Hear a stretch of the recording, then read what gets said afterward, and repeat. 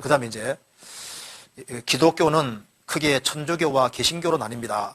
천주교가 성경적으로 틀린 것이 많이 있는데요. 결정적인 오류들에는 뭐가 있을까요? 그리고 개신교 안에도 침례교, 감리교, 장로교, 성결교, 순복음 등 많은데요. 어떻게 교파가 갈라졌는지 궁금합니다. 그리고 각 교파의 특징에 대해서 간략하게나마 알고 싶습니다. 이거 한 시간 다 지나가 버리거든요. 그렇죠?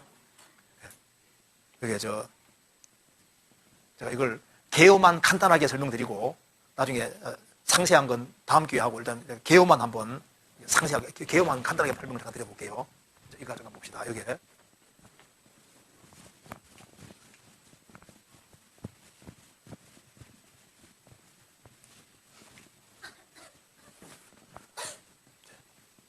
간단하게 설명드리겠습니다. 먼저 예수님이 오신 때부터 AD 100년까지를 보통 사도시대다 이렇게 말합니다. 예수님의 사도들이 살아 역사하던 시대, 그리고 이제 100년부터 300년까지를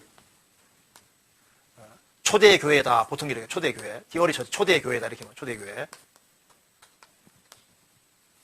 사도시대, 초대교회, 여기는 사도들에게 배운 사람들이 속사도들이고, 이올 속자 써서 속사도, 그리고 속사도에게 배운 사람들을 이제 보통 교부라, 교회 아버지들, 교부들, 그러니까 이제 속사도와 교부들이 활동하는 이 시대인데요. 그래서 이제 사도 시대부터 해가지고 여기에 기독교가 공인될 때까지는 교회는 큰 문제가 없습니다. 그런데 이제 313년에 콘스탄티누 황제가 기독교를 공인합니다. 그래서 이제 공개적으로 믿도록 해주잖아요. 그러다 보니까 이제 숨어있던 교회가 이제 다 나오게 되잖아요. 그리고 이제 예수 믿는 사람에게 특혜를 베풀어주고 하니까 교회 안에 막 사람들이 막 밀어들 거 아니에요. 그러다가 이제 데오도시오스 황제는 이제 아예 기독교를 국교로 삼아버리잖아요. 그러니까 이제 나라 자체가 로마 제국이 얼마나 큰 나라인데 로마 제국이라는 그 엄청난 세력이 전부 다 이제 기독교 국가가 돼버리는 거예요. 그러면 자연스럽게 뭐가 많이 생길까요? 교회가 많이 생기게 되잖아요. 교회가 많이 생기고 교인들이 아주 많아지고 하면 어떻게 될까요? 문제가 생기게 안 생겨요. 문제가 생길 수밖에 없잖아요. 문제가 많이 생기니까 이렇게 되는 겁니다. 여기 이제 한 지역을 목회하는 사람을 보통 그 당시에 주교다, 주교. 그러니까 이제 주교라는 것이 이제 우리나라 성경으로 하면 감독들, 목사들입니다. 그러면 이제 좀 큰 지역의 교회를 담당하는 사람은 교인들이 훨씬 더 많이 모이고 하니까 이걸 이제 대주교다 이렇게 부르고, 또 가장 큰 도시에는 훨씬 더 많은 사람이 모이고 세력이 더 큰 거 아니에요. 그러니까 이제 이쪽에는 가장 큰 지역 4곳은 총대주교라고 이렇게 불렀습니다. 총대주교. 그래서 총대주교가 있는 곳이 크게 4곳인데 그 당시에 로마하고 안티옥하고 그 다음에 콘스탄티노플, 그 다음에 알렉산드리아, 이 4개가 가장 큰 도시였어요. 그래서 사람들이 가장 많이 모였습니다. 그래서 이제 어떤 문제가 생기면은 주교들이 대주교들 속에서 같이 의논하고, 그래서 해결을 못하는 것은 총대주교에 가서 이제 의논하다 보니까 이쪽이가 파워가 커지잖아요. 파워 커지는데 이 파워 커지는 사람들이 제정신으로 있으면 괜찮은데 약간 이렇게 이제 뭔가 이렇게 교리를 틀고 하면 이상하게 될 수밖에 없잖아요. 그래서 이제 로마가 동로마, 서로마로 나눠지면서 게르만족이 침입해서 서로마가 망하게 됐는데, 그때 로마의 총대주교에 속하는 사람이 수완을 발휘해서 게르만족에 침입해서 교회를 건지게 됩니다. 그러니까 교회 위상이 이제 여기 총대주교 위상이 로마에서는 훨씬 높아지게 되는 거예요. 그러다 보니까 약간 이상한 사람이 나타나게 되는 겁니다. 그래서 이제 총대주교가 나중에 내가 교황이다 이제 이렇게 주장을 하게 되는 겁니다. 그러니까 이제 자연스럽게 총대주교가 위상이 점점 커져가지고 이제 교황이 되는 거예요. 그래서 이제 교황 제도가 처음 생긴 것이 이제 590년입니다. 590년. 그래서 로마 가톨릭의 시작은 590년으로 잡는 거예요. 교황 제도가 처음 수립이 됐고, 그래서 이제 590년으로부터 시작해서 이제 로마 가톨릭이 시작이 되는 겁니다. 그러니까 이제 초대 교회가 있고, 그 다음에 과도기가 있고, 그 다음에 이제 로마 가톨릭이 생기는 거예요. 그래서 이제 가톨릭이 생겼고, 그럼 여기에 요 300년에서 요 500년 요 사이에 중요한 사람 하나가 살았는데 그 사람이 아우구스티누스라는 사람입니다. 어거스틴. 근데 아우구스티누스가 살았는데 이 사람이 초대교회의 모든 것을 다 종합해서 아주 엄청난 저작을 남겼습니다. 그래서 이제 이 사람은 이렇게 보면은 개신교도고 이렇게 보면 가톨릭교도 비슷한 거예요. 그렇기 때문에 개신교도도 좋아하고 가톨릭도 좋아하는 사람이 이 사람인 거예요. 그런데 이제 이 아우구스티누스는 연옥이 있을 줄도 모른다 이 얘기를 하지 말아야 되는데 대가금을 하면 이제 문제가 생기는 거예요. 연옥이 있을 줄도 모른다. 그런데 이제 중세로 들어가면 연옥이 있다 이렇게 나가는 겁니다. 그리고 이제 교회가 과도기 겪으면서 잘못된 것들이 많이 들어와서 이제 가톨릭 교회가 생기게 되는 거예요. 그래서 개요만 좀 말씀드리겠습니다. 그래서 이제 이 속에서 이제 천국은 주님 공로로 피로만 가는 것이 아니고 이제 인간의 선행이 덧붙여되는 것처럼도 가르치기도 하고 연옥도 들어오고 그다음에 이제 그 신부들을 결혼하는 것도 맞고 이 모든 게 이제 이 속에서 다 생기는 겁니다. 그러다가 이제 1517년 되면은 이 가톨릭의 신부로 있던 루터라는 사람이 종교개혁을 하게 되는데요. 루터가 가톨릭 신부였습니다. 그리고 대학자입니다. 근데 이제 루터가 자기 구원 문제로 굉장히 고민을 하다가 1517년에 구원을 받아요. 구원을 받고 난 다음에 초대교회 저작을 보니까 자기가 믿어왔던 것이 중세 가톨릭에서 믿는 것은 이건 옳지 않고 초대교회 때부터 믿어온 것을 자기가 깨달은 걸 확실히 알게 되는 겁니다. 그래서 종교개혁은 뭐냐면 초대교회로 돌아가자.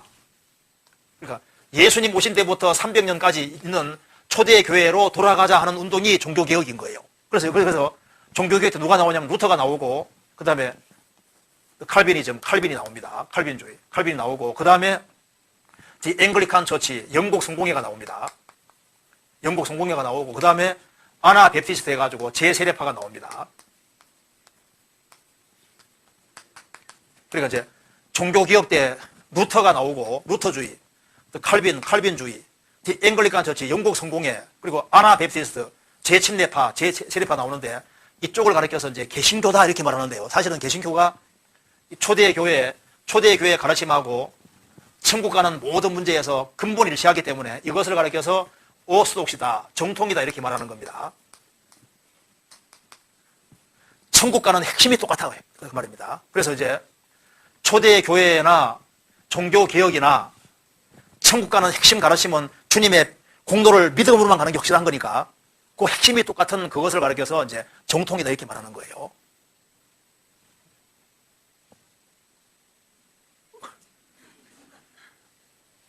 안 어렵죠?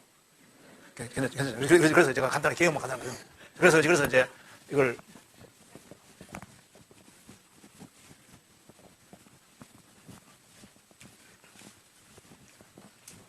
그래서 이제 이게 이제 정통이라고 이렇게 하는데요. 그런데 여기에서 이제 19세기 들어오면은 이게 이제 자유주의 신학이 들어오는데요. 자유주의 신학. 이건 이제 리버럴리즘이라고 하는데 이제 여기 이제 정통하고 자유주의 신학의 차이가 뭐냐 하면은 정통에서는 성경을 문자 그대로 하나님 말씀으로 믿잖아요. 그리고 하나님은 거룩하신 분이고 인간은 하나님 앞에서 아주 비참한 죄인이고 그래서 하나님과 이제 정통이라는 특징이 뭐냐면요. 하나님과 인간 사이는 거리가 너무너무 멀어서 인간은 하나님께 절대 자기 힘으로 못 간다는 거예요. 그렇기 때문에 이 사이를 메꾸는 것은 뭐냐? 메꾸는 것은 오직 예수님의 피공로밖에 없고 예수님의 완전한 공로, 인간공 공로가 아닌 예수님의 완전한 피공로, 복음 이것에 의해서만 청구할 수 있다고 말하시는 게 정통의 특징이거든요. 근데 이제 자유주의는 특징이 뭐냐 하면요. 이게 이제 독일 중심으로 많이 나타났는데 요 특징은 일단 성경은 하나님 말씀이 아니고 인간 저작들이 모여진 인간들이 만든 책에 불과하고 그리고 하나님은 하나님의 선하심을 강조하는 게 아니라 하나님은 사랑이시라는 걸 강조하고, 그리고 인간은 그렇게 나쁜 존재가 아니라는 거예요. 인간은 그래도 선한 구석에 서서 착하게 살아가면 좋은 데 보내주는 식으로, 이제, 그러니까 성경에서 완전히 벗어난 이제 자유주의에 속하는 겁니다. 그래서 이제 이 자유주의 여기에 물든 사람들이 생각보다 많이 있습니다. 그래서 신학교 처음 들어가면 죽으면 죽으리라.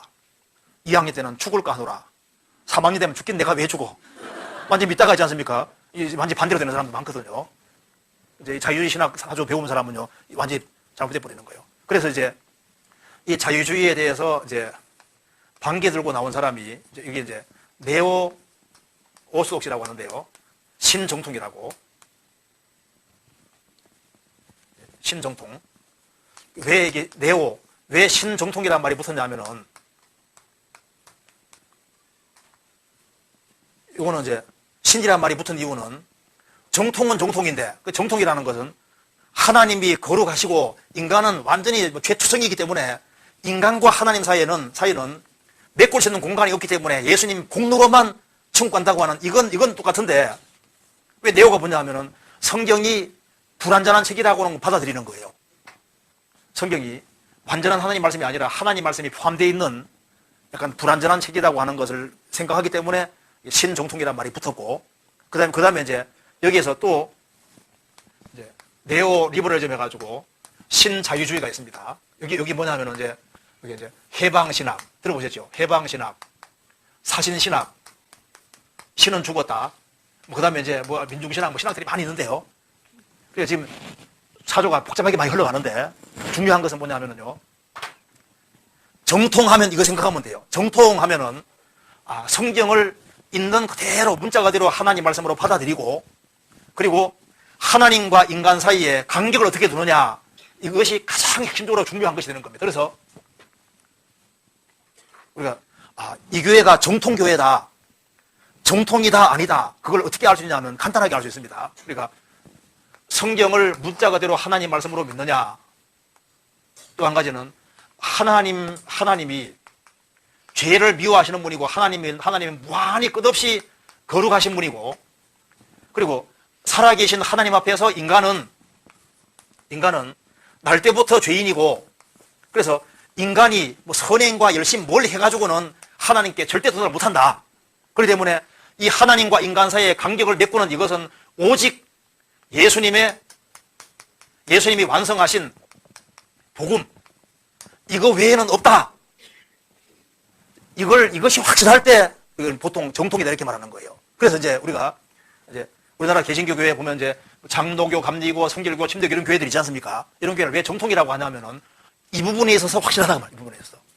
그런데 이제 정통 중에서도 이제 이렇게 갈라지는 겁니다. 하나는 이제 교리주의, 하나는 신비주의 이렇게 갈라지는데, 교리적으로 정통인 데서는 똑같이 다 얘기해줘요. 복음을 이제 수박으로 치면은, 수박은 동그랗게 생겼습니다. 자르면 맛있습니다. 이렇게 알려주거든요. 그래서 이제 수박에 대해서 많이 들었는데, 들은 거하고 수박 먹어본 거 다르잖아요. 그렇죠? 성경은 교리주의를 말하는 게 아니라, 이 교리가 이론으로 끝나지 말고 정말 너의 것이 돼야 된다. 그러니까 이제 정통이라고 말은 하지만은 정통의 교리가 내 속에 믿어져야 되는 거예요. 그래서 성경은 교리주의가 아니라 교리가 내 것이 되도록 하는 거거든요. 그리고 이제 그러니까 신비주의는 뭐냐면은 체험을 강조하는 교회입니다. 우리나라 체험 강조하는 교회가 많잖아요. 그래서 이제 수박을 먹어야 되는데 참외나 오이나 사과 같은 것을 이제 먹었습니다. 그래서 이제 뭘 먹었냐 물어보면요, 신앙 체험이 많은 거예요. 막 기도했는데 막 불이 샥 지나가고 병도 나아버리고 뭐 이제 이상한 체험들을 많이 하잖아요. 그래서 다양한 여러 체험들이 물론 좋은 체험일 수 있지만은 그게 천국 가는 체험은 아니잖아요. 그래서 성경에서는 뭘 말하냐면은 뭘 먹어야 되느냐, 수박 먹는 것처럼 복음을 먹어야 돼요. 복음을. 그래서 성경은 교리주의도 아니고 신비주의도 아니고 복음의 교리가 성령의 도우심으로 확실하게 믿어져야 되는데, 그게 확실하게 믿어져야만 천국 갈 수 있잖아요.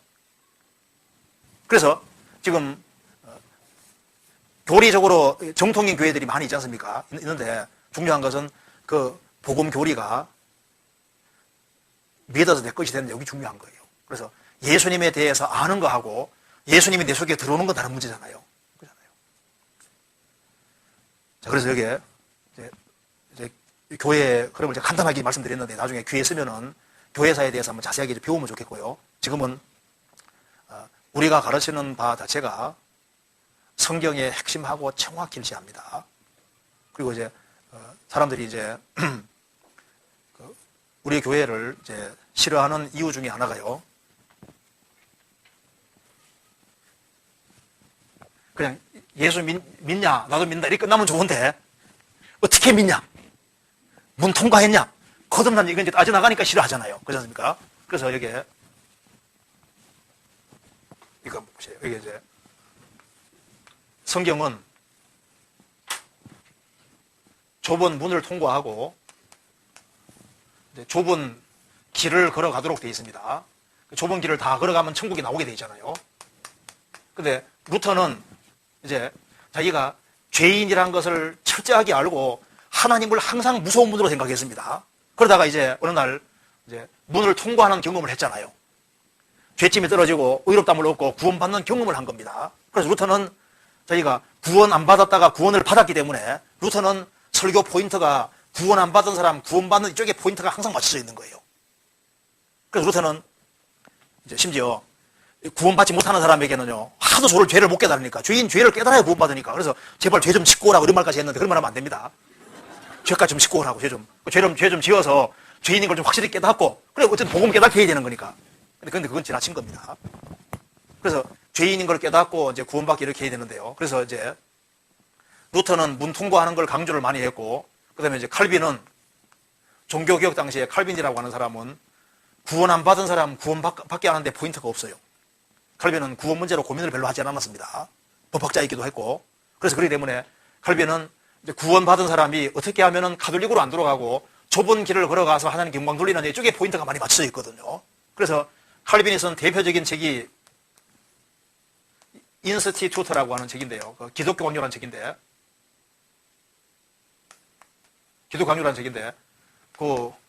어떻게 가톨릭 교회로 안 돌아가고 개신교 신앙에 튼튼하게 설 거냐, 이쪽에 포인트가 있기 때문에요.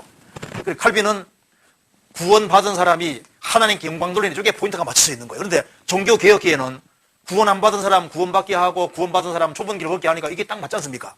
그런데 세월이 흘러가면서 루터는 더 루터주의로 가고 칼빈은 칼빈주의로 가니까 칼빈주의 쪽에서 이제 장로교가 나오는 겁니다. 그래서 침례교는 구원 안 받은 사람 구원받는 것도 강조하고 구원받은 사람이 좁은 길을 걸어가는 것 동시에 강조하는 게 특징이 있어요. 그리고 이제 과거에는 미국에 있는 침례교도 구원 안 받은 사람 구원받는 걸 꼬치꼬치 따졌거든요. 따졌는데 지금은 영접기도라는 게 들어와서, 원래 미국도 영접기도가 들어오기 전까지는요, 사람을 철저하게 죄인으로 만들어서, 그래서 예수님의 복음을 확실히 전해서 거듭나게 하는 이제 그걸 굉장히 중요시했는데, 지금은 영접기도가 들어와서 그냥 간단하게 영접기도해서 구원받는 식으로 만들어 놨잖아요.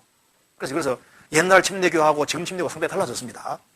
원래 과거 침례교는요, 구원 안 받은 사람 중생시키는 것에 대해서 항상 포인트가 있는 거예요.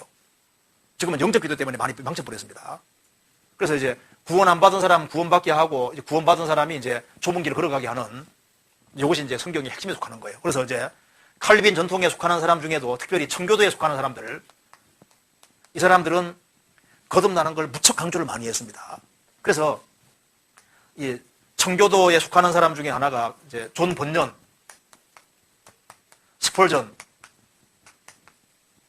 여기에 중생이라는 게 항상 강조되고 있잖아요. 일단 거듭받는 사람 거듭나게 하고 거듭난 사람에게 신앙생활 하도록 이렇게 돼 있는 거거든요. 그러니까 이제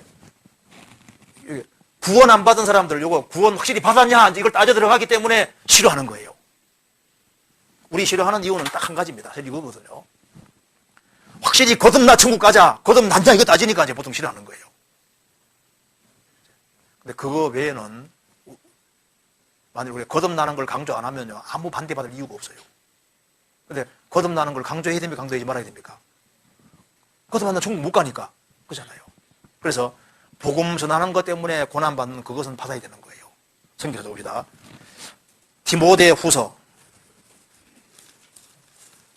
디모데후서 1장 보시겠습니다. 1장 8절 같이 읽어보겠습니다.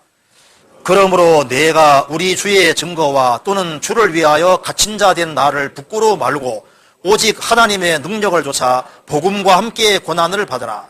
고난 받을 때 여호와 증인처럼 뭐 지옥이 없다고 주장한다든가 삼일체가 아니라고 주장한다든가 엉뚱한 얘기해서 고난 말고 복음 전하는 속에서 고난 받아야 복음과 함께 고난 받으라 했거든요.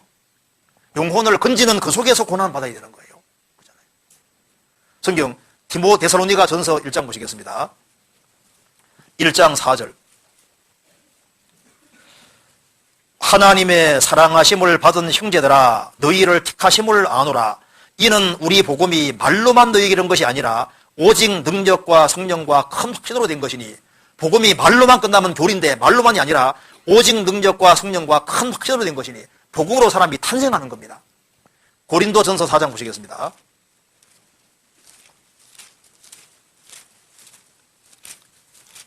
고린도전서 4장 15절 같이 읽겠습니다. 4장 15절 같이 읽겠습니다. 그리스도 안에서 일만 스승이 있으되 아비는 많지 아니하니 그리스도 예수 안에서 복음으로서 내가 너희를 낳았음이니라. 사람이 탄생하는 유일한 길은 복음밖에 없기 때문에 그래서 복음을 확실히 깨우치면은 다른 것이 상당히 좀 이해가 돼버리는 거예요. 그래서 영혼 속에 복음이 믿어지는 게 제일 중요한 겁니다. 그래서 복음이 딱 깨우쳐지면은 성경의 핵심도리가 딱 그냥 믿어져 버리는 거예요. 그리고 궁금한 게 싹 풀리게 되어 있거든요. 마지막으로 한 군데 봅시다. 요한복음